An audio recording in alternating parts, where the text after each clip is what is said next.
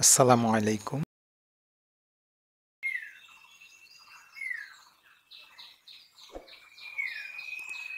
একটি বিন্দু এমনভাবে চলছে যেন মূল বিন্দু এবং 0 to বিন্দু হতে এর দূরত্বের অনুপাত সমান হয়। অর্থাৎ একটা বিন্দু, চলমান বিন্দু, সেই বিন্দু থেকে মূল বিন্দুর দূরত্ব এবং সেই বিন্দু থেকে চলমান বিন্দু থেকে 0 to বিন্দুর দূরত্বের অনুপাত সমান। এখানে একটা বিন্দু এমনভাবে চলছে যেন মূল বিন্দু এবং 0 to বিন্দু হতে ওই চলমান বিন্দুটার দূরত্বের অনুপাত সমান হয়। তো এখানে 0 to বিন্দু দেওয়া আছে আর মূল বিন্দু হচ্ছে এটা হচ্ছে 0, 0। আমরা এখানে চলমান বিন্দু ধরে নিব, ধরি চলমান বিন্দু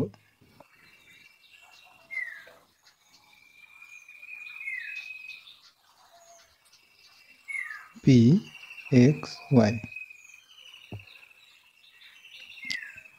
প্রদত্ত বিন্দু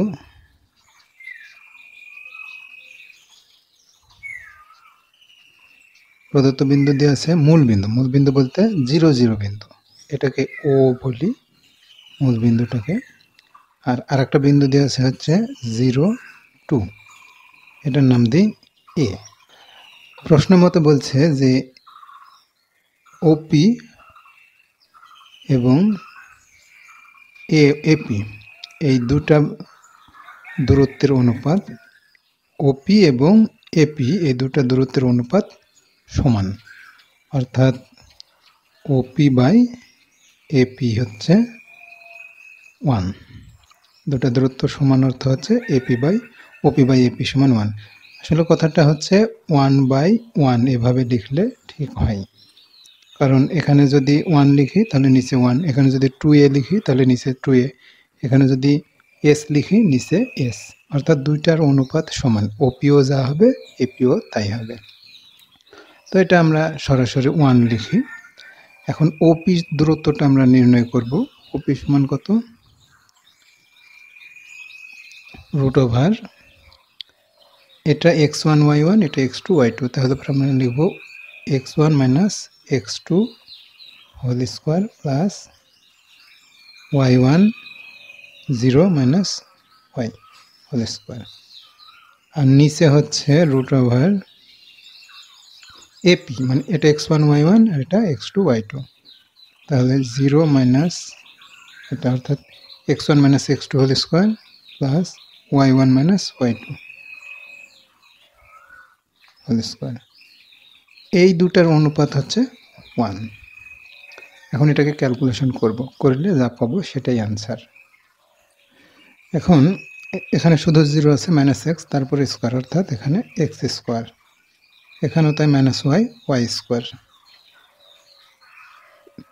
এরপরে নিচে হচ্ছে 0 - x মানে x স্কয়ার, আর এখানে 2 - y স্কয়ার, এটাকে আমরা ভেঙে a square - 2ab plus b square লিখব।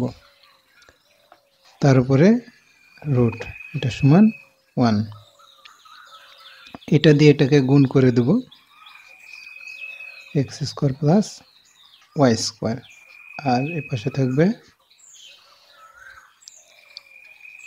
x স্কয়ার প্লাস হচ্ছে y স্কয়ারটাকে আগে লিখব, তারপরে 2 দুগুণ 4 আর 2 দুগুণ 4y। এখানে প্লাস 4y না, এটা হচ্ছে -4y হবে, কারণ এখানে -2 গুণ হবে, 2 দুগুণ 4y। এখন উভয় পক্ষে বর্গমূল তুলে দিই, দিলে থাকছে x square plus y square equal to x square plus y square plus 4 - 4y। এখন এই x স্কয়ারের সাথে x স্কয়ার, y স্কয়ারের সাথে এই y স্কয়ার কাটলো। সমান চিহ্নর উভয় দিকে যদি একই রকম চিহ্ন থাকে তাহলে তারা কেটে যায়।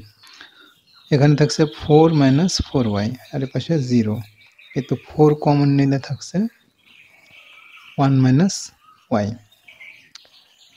এই 0-র সাথে 4টাকে নিয়ে নিলাম, তাহলে পরে এরকম থাকে 1 - y, বা 0 ইকুয়াল টু 1 মাইনাস ওয়াই। এখন এই টার্মগুলো যদি এই পাশে নিয়ে আসি তাহলে মাইনাস ওয়াই এই পাশে এসে প্লাস ওয়াই, 1 এই পাশে এসে মাইনাস 1 হবে 0। এটাই হচ্ছে নির্ণয়ের সঞ্চার পথের সমীকরণ।